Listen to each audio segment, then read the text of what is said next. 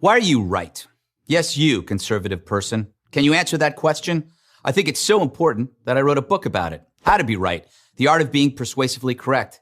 Because if you can't be persuasive about why you are right, then we, the United States of America and the Republic for which it stands, are lost. So here's the simple answer to why you are right. It is a more practical, generous, and compassionate way to live. Let me explain. There have been a bunch of academic studies on how those on the left and right approach problems. They pretty much all come to the same conclusion. The right tends to be risk-averse, more concerned about external threats, like tyranny and terror. Conservatives, get this, tend to be conservative. They are less likely to play with fire in just about every sense. Financially, artistically, sexually. They are cautious about changing traditions, sometimes to a fault, which is why they cling to that crazy constitution they like so much and to their guns and their religion. We conservatives also focus on what we can fix and accept what we cannot, which is one of the many reasons we're not obsessed over global warming. With radical Islam, we know what the threat is, and that it's a lot worse than a few missing polar bears. I know that makes me sound mean. Sorry, polar bears. Liberals, the research tells us, are generally more outgoing, more likely to try new stuff. They're open to new ideas, though not school choice or flat taxes or a market-based healthcare reform, and are less likely to feel threatened by unfamiliar things. This is why, in general, they seem to have more fun.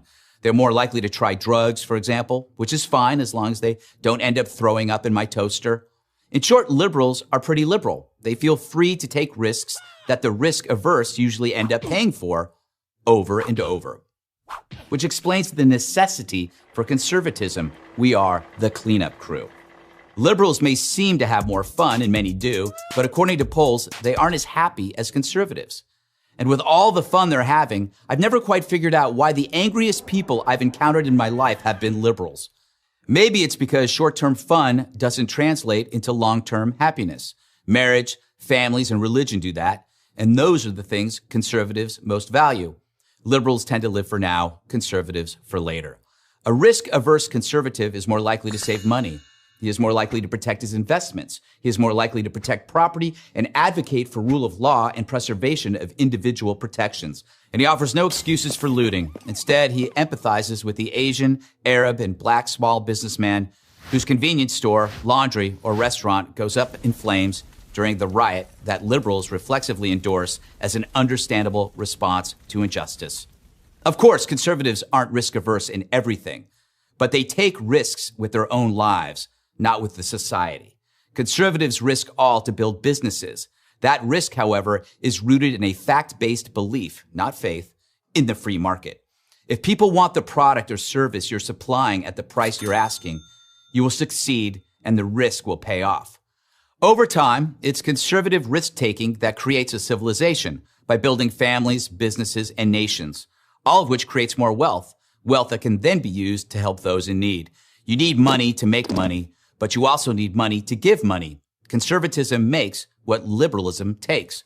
So, for example, for liberals to get their minimum wage hike, first we need conservatives to build businesses, to think like businessmen, to sacrifice their own salaries in order to pay others, to sleep on floors, if necessary, in order to break even.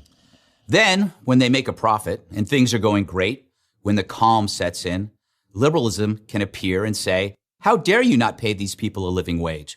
Once the tables are full of diners and bills are being paid and you're thinking about opening a second joint, liberalism arrives to demand its cut. Think of it as a protection racket, sort of like the Gambino family, but without loyalty, job prospects, and tracksuits. In short, conservatism doesn't compete with liberalism. It sustains it. Without conservatism, there is no liberalism.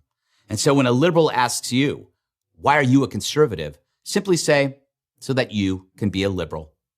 I'm Greg Gutfeld. To subscribe to our YouTube channel, click here. To help keep our videos free, donate here.